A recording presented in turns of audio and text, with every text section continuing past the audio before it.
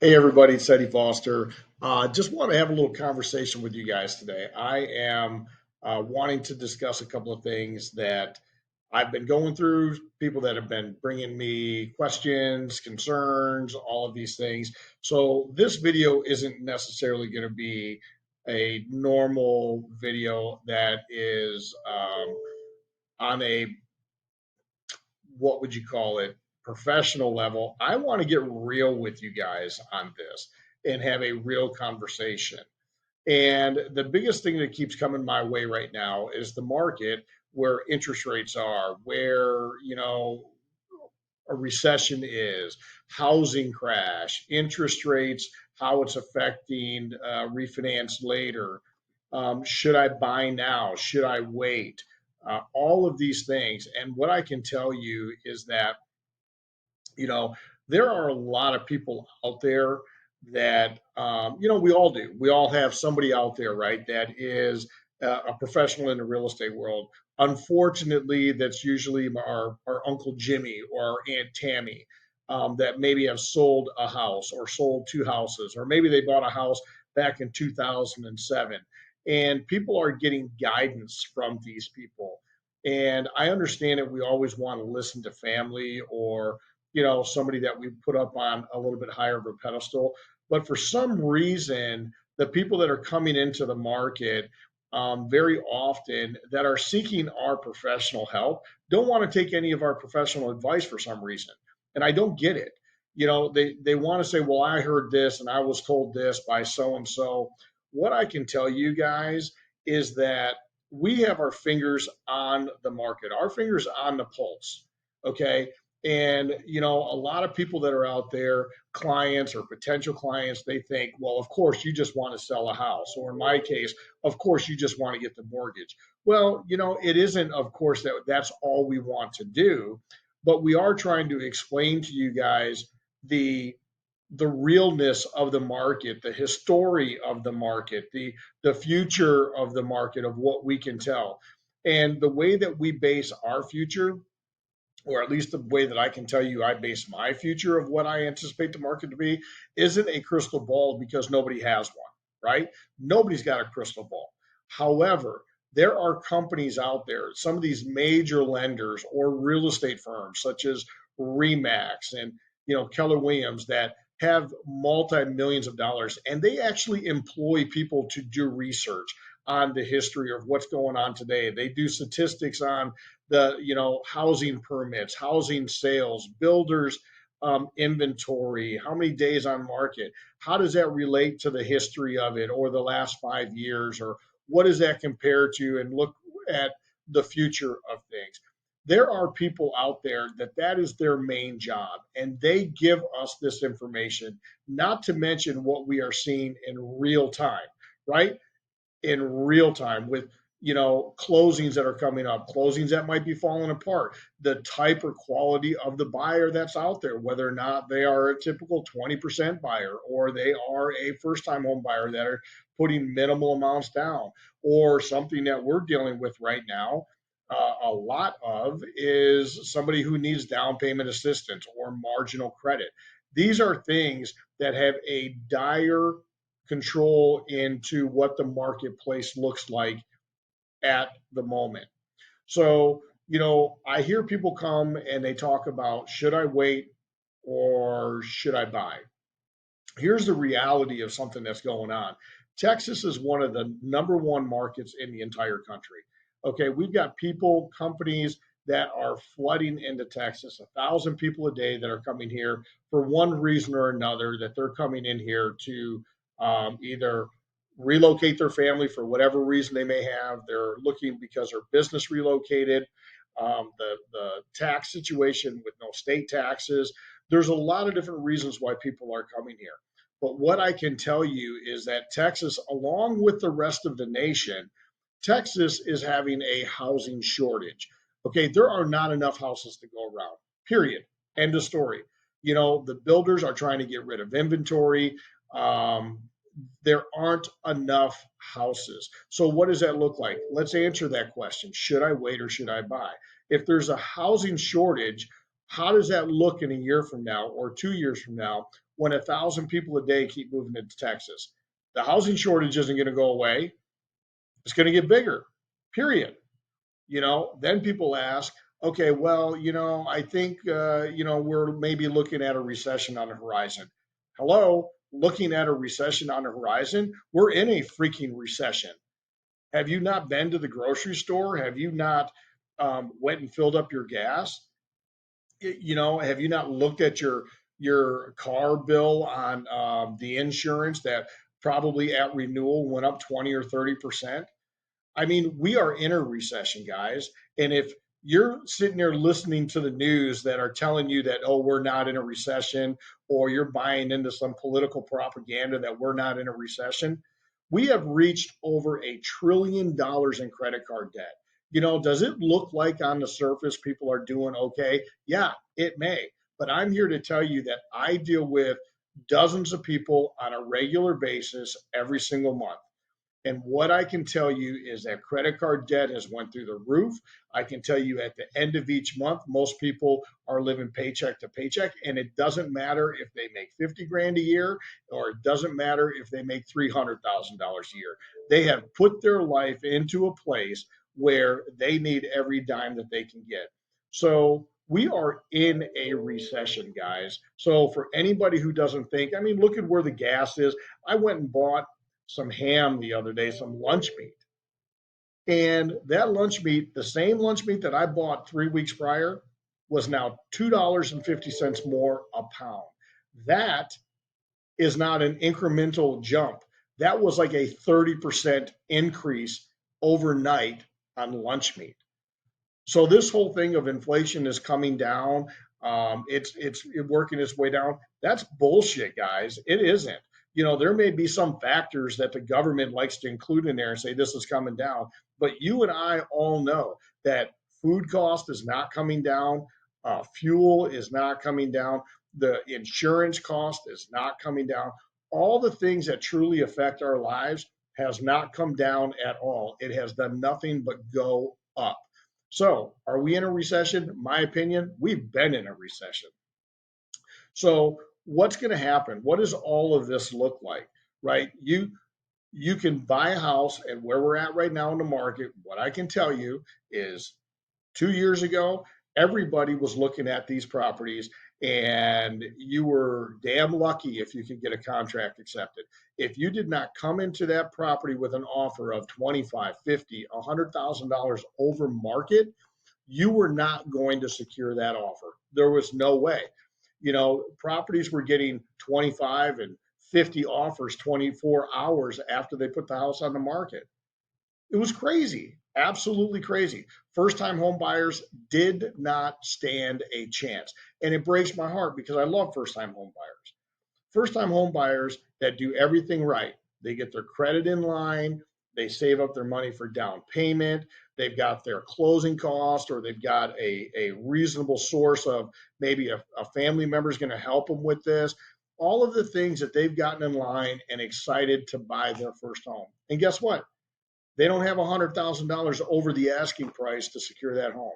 So they did not stand a chance in that market. And anybody that you know, or if you were in the housing market 2 years ago, you know this to be real because you're probably looking for a house now. So the market that we are in now is more of a normal market. And when I say normal, I mean that people are negotiating, sellers are actually paying some closing costs. The sellers are coming down on the sales price a little bit. They're negotiating the title policy. The sellers are paying them. The sellers are paying the survey. There's all the remnants of a normal market. So, what does that mean to first time home buyers? If it's a normal market, they stand a chance. 2 years ago, I don't even think I did an FHA loan in the entire year. They weren't being accepted by sellers. Now, 80% of the loans that we're doing are FHA. And that's because sellers are accepting them. The buyers are more qualified FHA. The offers that are coming in are being offered FHA. So it is a market in which we see to be more normal. So again, let's go back. Wait, or buy? What's going to happen when these rates come down in a market in which we have a housing shortage? What do you think is going to happen?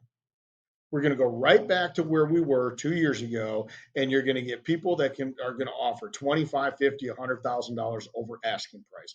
That's what's going to happen when these rates come back down to 4%. We're going to be into a crazy market, and the people that have done everything right, but they don't have the excess to be able to purchase these homes, they're going to be out of the market. They're not going to stand a chance.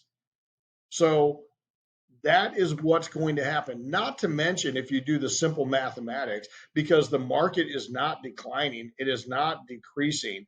We're just not appreciating at the same level in which we did over the last few years. So if it's not appreciating at that level, it doesn't mean it's not appreciating. So the house that you're looking at today, in a year, 2 years, maybe 3 years, it may be $100,000 more in 3 years than it is today. So what does your payment look like at 4%, paying $100,000 more for that house? It doesn't look very good. I can assure you of that. But let's just say that that house that you're buying for $100,000 less today, okay, and the rate's 7% or 7.5%, or if you need down payment assistance, it's 8%. And that may hurt. Yeah, it hurts a little bit. But that same 4% a year from now or 2 years from now is going to be available to you to refinance that home. Drop your payment by $400, $500, or in some cases, maybe even $800 to drop your payment. So you're going to get the best of both worlds. Is it going to kind of hurt maybe a little bit to accept that higher payment? Are you going to have to sacrifice a little bit? Yeah, you probably are, but what's the other side of it? You just reduced your payment and your property appreciated by $100,000. So you've got $100,000 sitting in the bank in the form of equity. How is that a not a win-win situation for you to buy? So when people are asking this question, should I buy or should I wait? It's never a bad time to buy a house. Never.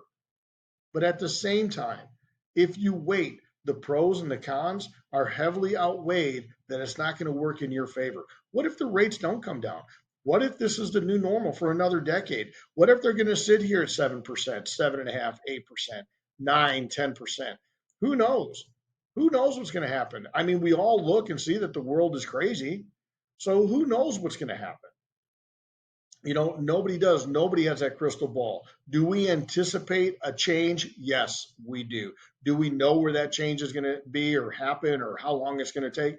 No, we don't. So why would you not get into a home, secure your homestead, take advantage of the tax write-offs that gives you, let the appreciation take place, and then when the rates come down, you refinance. That's it. It's simple. Nothing in the equation says you should wait, period. Now, are there a lot of people that are waiting? Yeah, there are. There are a ton of people that are sitting on the sidelines going, the interest rates are too high. The interest rates are too high. Oh, the market appreciation. I'm going to wait for the market to crash. I'm going to wait for this to happen. Well, I'd like to know what crystal ball they're looking in because I don't have it. And especially when I'm looking at commentary all day by companies that invest millions and millions and millions of dollars to tell us what's happening in real time, what they're seeing statistically in our current market. I'm going to go a little bit on that. So, sometimes it's a little upsetting because I know that people take what we're saying because they think, well, you just want to get the deal. We want to get the deal. We want to get as many deals as we can, but we don't want to get them by giving bad advice. Okay, we're trying to give good, sound advice. I work with dozens of top producing real estate agents in the DFW area. And I can tell you that every single one of them only want to do the right thing by their client. That's it. They want to advise them properly. They want to educate them properly. They want to give them sound advice, and then they will do what the client wants to do. But for some reason, that these clients that are out there, they would prefer to take advice over somebody who bought a house 20 years ago and it's telling them about how the market is and what's doing while they're going to work in their job. I don't go to their job and some electrical engineer or civil engineer and all of a sudden tell them what's going on in their business. I'd be laughed out of their office. But for some reason, these clients want to take somebody's advice that's either never bought a home, or they bought a home, or they've got a distant relative that's in the real estate world that has maybe sold 3 homes in their entire career of 15 years. And they want to take their advice as if it's gospel. Guys, we have our finger on the pulse of this market day in and day out with the rates day in and day out. So I keep going back to this. Should I buy or should I wait? It's never a bad time to buy. Never a bad time to buy. And you know, the beautiful thing is that if you buy and it's not working out at the level of appreciation that we're getting, you can always sell it. Go back to renting. You can always go back to where you came from. You may not always be able to progress forward, but you can always go back to where you came from. I don't care where that is. If it's a city, if it's an apartment, it doesn't matter. You can always go backward, but you can't always move forward. Okay. So, keep that stuff in mind as you guys are, number one, maybe listening to the video. There's a lot of information that's out there. Seek out the professionals. I'm here, I'm always here available to talk, to answer questions, to give you my best opinion. Really is all that we can give you based off of the information that we have. But that's the key. We have a plethora of information that is given to us daily, multiple times a day. So you take advantage of that. If the sound advice that you're getting doesn't seem so sound, reach out to somebody else. If they give you the same advice and somebody else, then it's probably accurate advice, right? So don't just keep looking to find the answer that you're looking for. Look for the right answer, right? And that is what is going to guide you through this process. And all of it's a game plan, guys. You're not in this alone. Make sure that you align yourself with the proper team, right? And just because somebody's in a real estate agent capacity, or I'm in a mortgage broker capacity and you're the home buyer, doesn't mean that we're not partners. We are partners in this transaction. We all have the same common goal and we're all looking out for the same interest. So, make sure you align yourself with the proper people, with the proper experience, that we can make sure that this transaction is as easy and painless for you as possible.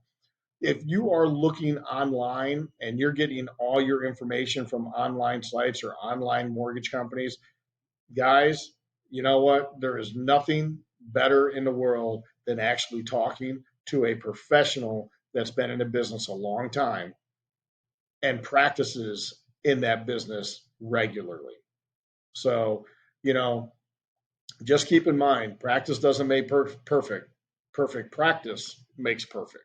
So if you guys need anything at all, please feel free to reach out to me.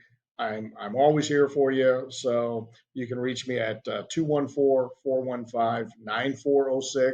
Again, this is Eddie Foster with Real Talk with Eddie Foster. Hope you enjoyed the video. If you have any questions, reach out to me. Love to hear feedback, and hope you have a good week. Bye bye.